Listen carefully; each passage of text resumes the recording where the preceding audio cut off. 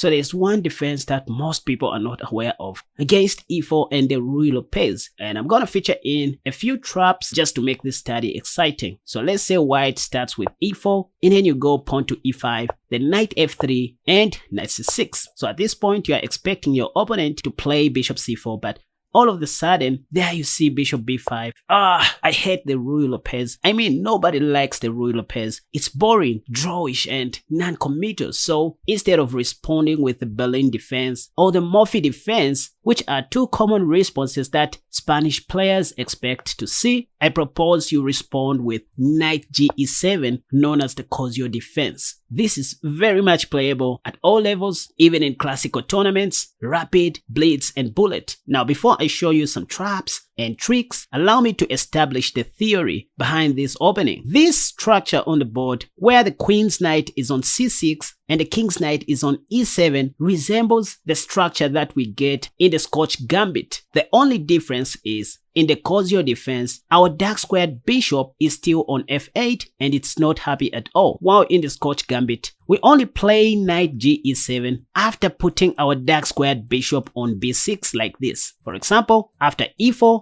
we go e5, knight f3, knight c6, d4, pawn takes, then bishop c4, the Scotch Gambit, where we go bishop b4 check, and then after c3, we take, and after pawn takes, we go bishop a5, castle shot by white, bishop b6. So all this is theory, guys. It's all known. From here, bishop a3 is the main book line, after which you now go knight ge7, this move that we play by move number 3 in the Cozio defense. So you can see the difference. In the Scotch Gambit, we only play knight ge7 once our dark squared bishop is on b6, which is a plus, so that after anything, we now castle shot and consider playing h6 next. But in the Cozio defense, we rush with knight ge7 first and temporarily hurt our dark squared bishop, so that after a few moves, we may fianchetto our dark squared bishop and castle shot like this, or go knight g6, double defending this pawn, and after something like d4, this is when we take. If bishop takes, by the way, we can just take, and after knight takes d4, we then play bishop c5. By the way, if knight takes c6, we don't take with our d pawn to avoid an early queen exchange, but we rather take with our b pawn, attacking this bishop with tempo. If bishop c4, by the way, that allows us to go pawn to d5, and then castle shot to set up this little trap of sacrificing our bishop on f2 with check, knowing that white can take because of queen takes d1 check, and if queen takes f2, we can simply go queen h4 check, forcing the king to go back, after which we gladly take the bishop. Next, this pawn will be the target, and let's just say white doesn't take our c pawn, because that allows us to sacrifice on f2. If they play the theoretical move bishop e3, challenging our dark squared bishop, what the best you can do is just to retreat your dark squared bishop on d6, knowing that white doesn't have dc even this time because of this little trap. Once again, queen h4, intending to checkmate. In this position, white will just end up losing a free piece. Maybe the best they can do is to go pawn to f4, allowing you to take a free pawn, getting back your free pawn. By the way, g3 doesn't work due to the same tactic that we saw earlier. Or let's say white develops his knight anywhere, let's say on c3, not attending to this problem. This can even lead to mate in 4, beginning with knight e2 check. White's king can't escape from Sobibo, so white has to take that knight, and then you take on h2 with your bishop check. Again, there's no escaping from Sobibo, so king h1 is forced, after which you play bishop g3 with discovery check, king g1, and then queen h2 checkmate. So what we are saying is white just has to take on f4 to avoid checkmate. I mean, even queen e1 doesn't work due to the same checkmate sequence. After bishop takes h2 check, king h1, then bishop g3 check, and then this. So all in all, white just has to attend to this knight. It's not easy, so you will see most of your opponents taking that knight, because what else can they do? And then this is when you take, and again we're going to have the same checkmate sequence coming, and so the rook has to die, then you take that rook. At the end of the day, we are just up an exchange with a superior position and a favorable pawn structure. Just go queen e4 and they won't be able to defend this pawn. And there's no bishop d5, by the way. You can give a check, or better go queen b4 as if you want to take this pawn. And once the bishop goes back, you go queen b6 or queen c5 check and win back that pawn. Or if pawn to b3, go bishop e6, and if takes, you can simply open the f file for your rook, and there's little that white can do in this position. For example, they can't even develop their knight successfully due to rook ad8. You see what I was talking about? Nothing that white can do. This is game over. So this is one trap that you need to master with all your eyeballs in the Cozio defense. And that's the main idea of knight g6. Worthy to remember. So in all the variations, there is no d takes c6 by white after you cast a shot. In fact, after bishop e3 and bishop d6, theory says instead of taking, it's better for white to play pawn to g3 and not taking this pawn. I mean, even knight c3 can be met with this move, queen h4 check, and there's this problem. Again, we're going to be doing the same things where you take on f4 with your knight. And this, I mean, things are just bad. There's still nothing that white can do to stop this mating sequence. And so the only move that Stockfish suggests instead of taking on knight c3 is pawn to g3, just avoiding queen h4. And you still want to fix this, right? So here is how you fix this arrangement. Here you sacrificed a pawn for activity. How do you get back this pawn? You don't even need to get it back because your position is more superior. Just go knight e5, attacking something. And once the bishop goes back, look at all these open lines that you have. I mean, you don't even need to get back this pawn. Just like in the two knights defense or the Scotch Gambit where you don't need a pawn to continue with the attack. This is very much playable even in standard chess. So I'll play bishop h3 here, attacking this rook. White has to let go of this rook. Otherwise, rook e1 can be met with... There's no pawn to f3, by the way. We are attacking this queen. So the queen has to move. Worse off, if the queen moves to d2 or to d4, you have knight f3 check to win that queen. So the only move is queen c1, after which you go knight to f, and then next, you simply win that rook. It's almost not advisable for white to mess with this pawn. After pawn to d5 and pawn takes, just remember to put your king to safety first and wait for white to blunder because you have queen h4. So castle short is the key move, and then you get back your pawn later. Sometimes after you castle short and then white doesn't take or play bishop e3, which we just saw, if they play something else like knight to c3, once again you can just go queen h4, attacking this bishop indirectly, followed by bishop d6. If white plays bishop e2, because that's what they like doing, again, don't just pay attention to this pawn. Don't even bother to take back this pawn. One secret is to let white take you and accept being down a pawn for activity. So if I were you, I would play something like rook e8, centralizing my rook. If pawn to g3, I can go queen h3 if I want, and someday I may even consider to sack my knight. Just kidding. The thing is, in almost all the variations, d takes c6 just opens up many attacking opportunities for black, and the secret is just to start attacking, putting all your pieces on the most active squares. For example, you can even sack your rook on e2 in this position. This is not going to mate because you can simply defend like this, and after knight takes e2, look at this. You want to win white's queen on d8 with tempo. So the way I'll do this is by taking on f1 first, and that's check. The king has to take, and then I go bishop h3 check. We saw that if white castles short, which is the top plate move, the whole idea is to put our king's knight on g6. I just like this line, and this is where we saw this pawn to d4 move where you have to take and go bishop c5, then castle short and start waiting for those traps. But the top played move in this position is not d4. d4 is just an aggressive move. The top played move is pawn to c3. Actually, they want to have two pawns on the center. So against this, you can even go back to your Murphy defense line starting with a6, and if bishop a4, this is when you go pawn to d5 or even pawn to d6, it doesn't matter, but let's just say d6. And then d4, seeing this move coming, you play bishop d7, and if they take, you can simply take back with your d pawn, not your knight. If bishop e3, a theoretical move, you can go bishop e7 or bishop d6 just to be sure. And then after anything, I can simply castle short and life continues. So you can see by playing this simple Cozio defense how we avoided tons of theories in the Ruy Lopez to do with the d4 square. I mean, not allowing the game to be boring anymore. Now this is a sharp game where the best player has to win. You have bishop d6 coming, you have pawn to f5 coming, and king h8, pawn to f5, exchange. I mean, this is so much fun than the usual Berlin defense in my opinion. So that's how the traditional Cozio defense is played at the top level. Again, just remember to go knight g8, deal done. The other plan is to put this knight on c6. period. But how do we get rid of this knight in order to put our king's knight on c6?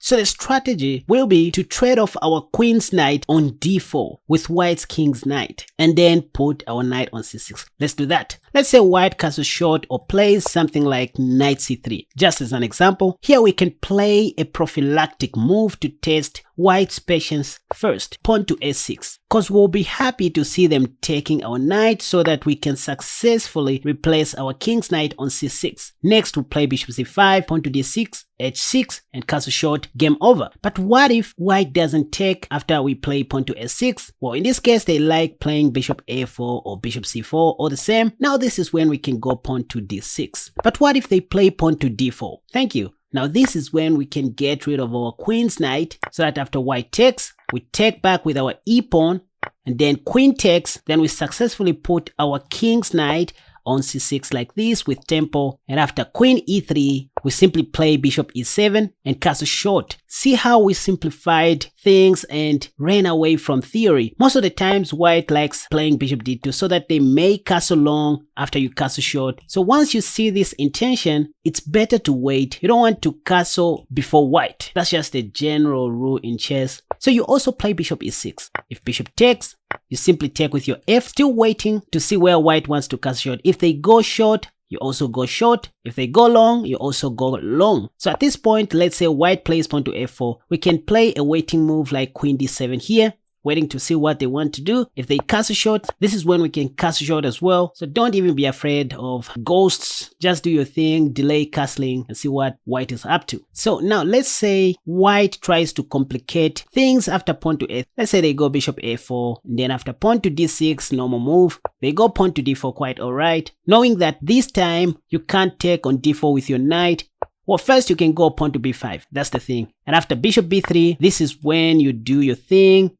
After knight takes, you take back, and after queen takes, wait a second guys, this is a must-know trap called the Noah's Ark that every chess player must know. In this position, we can easily win this bishop right away with the move pawn to c5, attacking the queen first, and after queen d3 or queen e3, whatever they play, then you go pawn to c4. Very similar to the actual Noah's Ark trap, and you should know this. The light squared bishop is dead. Anyway, instead of queen takes d4 right away to allow your Noah's Ark trap, if white goes queen h5, this is when you can play knight g6 and continue with your normal development. You still have pawn to c5 and c4. Now last line, just to ensure that you are well equipped, say after bishop g5, knight ge7, what if white tries to be super complicated by going pawn to c3? So now we've seen that we don't have this strategy of replacing our king's knight on c6. Well, once again, you can start with a6, testing white's patience. If bishop c4, you can just go pawn to d5 right away, allowing this trade to happen because this is only good for black. Queen e2, knight f4, or even bishop d6, that's okay. And this knight f4 move is also playable. Even if they castle short right away, you can go knight f4 if you want. Or start with bishop e6 first. If rook e1 is played, attacking this pawn twice, you can go bishop d6, or even better queen d6, because you want to castle long and start attacking on the king side as soon as you can. In fact, queen d6 is the best move here, not bishop d6, because after pawn to d4, you can simply take, and after they take, you take, simplifying the game. And after queen takes, this is when you castle long. Castling long in the Cozio defense seems to be profitable for black, period. So this is another secret, you guys. Be on the lookout for these strategies in your games.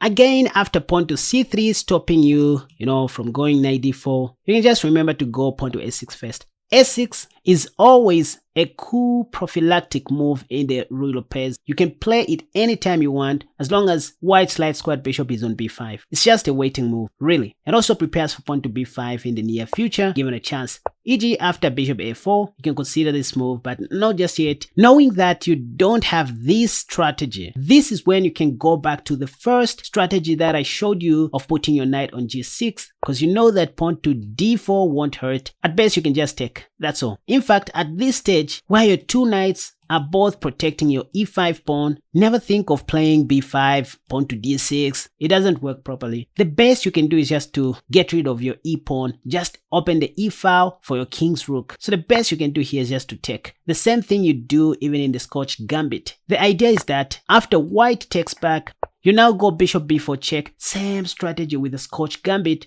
so that after bishop d2, you can simply take or put your king to safety first. By the way, there is no bishop takes c6 because you can first of all take with check and then open up the center for your queen. But if bishop takes, you can just take with a knight. And say after pawn to a3, you simply go back. This can't harm us. I mean, we're okay. If knight takes, and pawn to a4, think of this as an overextension. There are so many weaknesses that white is leaving, and one trick is to go pawn to b5 here, deliberately giving up your knight, because it's always good to get rid of that bishop. But you can just retreat your knight back to g6 if you want to, counterattacking this pawn. a5 would be very bad, as that will allow this beautiful outpost for your knight. Say castle short, and now you can go pawn to b5. That's the whole purpose, or the main reason why we played a6 earlier, and I talked about this. If bishop c2, you go pawn to d6. These pawns are not going anywhere. Apart from this idea and putting your king's knight on g6, the last thing you want to keep in mind is you always have pawn to d5 whenever you run out of moves. For example, after c3, a6, and bishop c4, you don't know what to do. Even though you can play knight g6 and continue with life, in this position, you can even go pawn to d5 right away. And this is okay, this is still good. And this also works in the bishop a4 line. Pawn to d5 is also very much playable. I'm just showing you what to do. If you think knight takes e5 becomes possible, you simply have this in-between move, pawn to b5, to get rid of white's bishop pair in exchange for a pawn. If bishop b3, you take the free knight. So white has to take your knight, and then you take back with your king's knight. And this is another way of achieving this. So I just wanted to show you that pawn to d5 is also playable in case you run out of moves or you doubt playing this move. I mean, bishop b3 or bishop c2 doesn't make sense. You don't even have to take because you're going to help white activate his pieces. Here you can even play pawn to d4.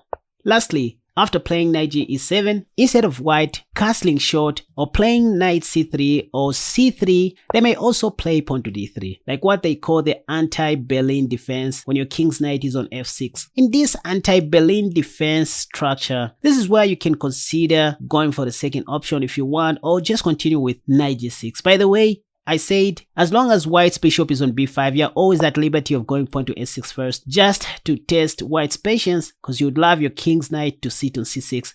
If bishop a4 or bishop c4, once again, you can go pawn to d5. Don't doubt this move. Given a chance, or if you have to, just go for it. Another strategy is just to go knight g6. We saw how that works, but you have to use your mind, because if you play knight g6 in this position, you lose immediately due to knight g5. These are well-known tactics that you should get used to. Some kind of the fried liver arrangement here. So take your time in the opening stage and try to examine the errors. You don't just have to play like a robot. So this is where d5 becomes handy. Instead of going knight g6 and allow knight g5 by white, this is where pawn to d5 becomes very important. That's why I dedicated this chapter for pawn to d5 alone. The idea is that after pawn takes, you just take back. You have no weaknesses at all. Okay, you know what? Let's just try to complicate things a little bit. Let's say white doesn't take, but rather goes queen e2, double attacking your e5 pawn. Well, in this case, you can simply go bishop g4, pinning this knight to the queen. If bishop takes, well and good. Let's say pawn to h3. Well, taking would activate white's queen on a better square, double attacking your knight, but this is also fine. You can just retreat your knight back to f6 and continue with the normal development, or bishop e7 even better than castle short. I don't see any problem with this, but just to avoid tactics, you can just play bishop h5, g4, bishop g6. Say, Casper, but white can now take this free pawn. Well, there are tactics involved, you guys. There's knight d4 attacking this queen. Okay, what happens if white plays knight c6 check, attacking our queen? Well, that's the idea. We take the queen first, and after knight takes, white's knight on d8 is nearly trapped.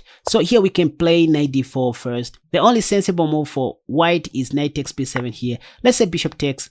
We can just say knight takes c2 check, and after king d1 or king d2, this is when we take, attacking this bishop as well. So bishop takes is not a good idea after we play knight d4. The best white can do is just to take the b7 pawn, after which we still go knight takes c2, wanting to win this. And after king d1, rather than taking right away, we first rescue our other knight, and say after pawn to a3, we want our knight to die with dignity, so taking on d3 makes a lot of sense. We just want a free pawn. White can't take this anyways, because even after they take, we have knight takes f2 check, discovery, and next we're going to win this rook. So tactics is another reason why I love playing the Cozio defense. Anyway, so once again, in the d3 line, you can still go pawn to d5 right here, or after you play pawn to a6, so that after bishop c4, you immediately go pawn to d5, allowing this trade to happen. And even if they don't play queen e2, but say castle shot to put their king to safety, the key in this position is to somehow unpin your d knight, putting it on b6 as if you want to take this bishop. If they play something else, you just take, because this will come with the defense. So they have to play bishop b3, the top played move. And now, noticing this, you realize that you have time to pin this knight. There's no taking on e5. Say pawn to h3. You go bishop h5, inviting this weakness to come, because in the near future you can even castle long. So say rook e1 in this position, pause a little bit and think about this position. You will see that bishop d6 loses on the spot due to this little tactic, and these are some small tactics that kill a lot of people. The queen is attacking the bishop, right? If you take, there is knight takes c6 check. White is going to win your queen with tempo and take that bishop. So you don't have to rush with these moves. That's why in the Ruy Lopez, I propose playing slowly in the opening stage, but not very slow, just understanding the position. So in this position, I would play something like queen e7. Why? Because this time, if knight takes, I can simply take back with my knight, right? In fact, if knight takes, I don't even have to take, because there's no check coming after bishop takes d1. There is no check, I'll just take. So queen e7 just defends this pawn and opens up another opportunity to castle long, which is what we do in the Cozio defense most of the times. I think I have covered some of the most important lines that you need to know in the Cozio defense, unless otherwise, or unless your opponent plays a novelty. But in case of novelties and other weird lines, you can just make use of the middle game principles and sometimes use your basic chess skills to calculate which piece needs to be out and which piece you have to keep on the board. Right, once again, be sure to hit the like button, subscribe to this channel, and don't forget to share if you can. That's how you support Casper Chess. Guys, nothing much can be said. Until next time, have a wonderful day. Bye bye.